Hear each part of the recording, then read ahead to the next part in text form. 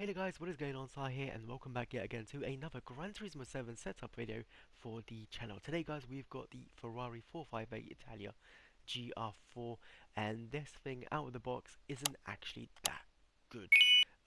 The car just feels very unresponsive, kind of feels like a floating sponge, space rock, whatever you want to call it.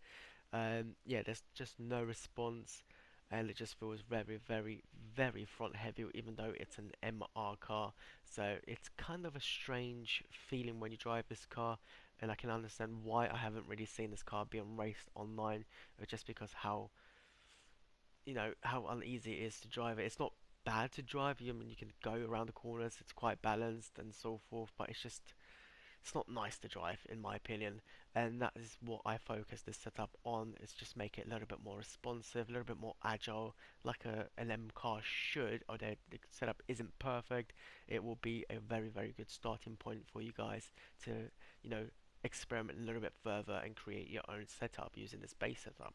So let's go ahead and jump straight in. So for this setup guys, we have two setups. We've got the BOP and the maxed out setup. We're going to go ahead with the maxed out first, and then we're going to go ahead and quickly go over the BOP one. So for this one, racing soft tires, body height adjustment is going to be 50 to 60, anti-roll bar is 76, damper ratio compression is 36-35, damper ratio expansion is 42 all around, natural frequency is 3.3 all around, native camber angle is 2.0 at the front, 2.5 at the rear, toe angle is out 0.10 and in 0.2 at the back. Moving on to the differential, you want to have initial torque at 10, acceleration at 10, and braking at 20. Downforce is going to be 200 at the front and 260 at the rear. ECU is at 100%, power strict is at 100%. Your transmission is fully customizable racing transmission, and that is preset to 290 kilometers an hour. And moving over to your performance upgrade, so you want to equip the high RPM turbocharger.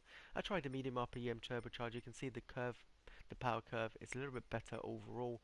However, unfortunately with this car it doesn't really help it, and the high RPM is better suited for this particular car. Now moving down to your brake controller, you want to either have that on -1 or 0, depending on the track layer and what you feel comfortable with using. So that is it for the maxed out setup. Let's go ahead quickly and look at the BOP one. So for the BOP one, racing soft tires, suspension differential and the aerodynamics stays exactly the same.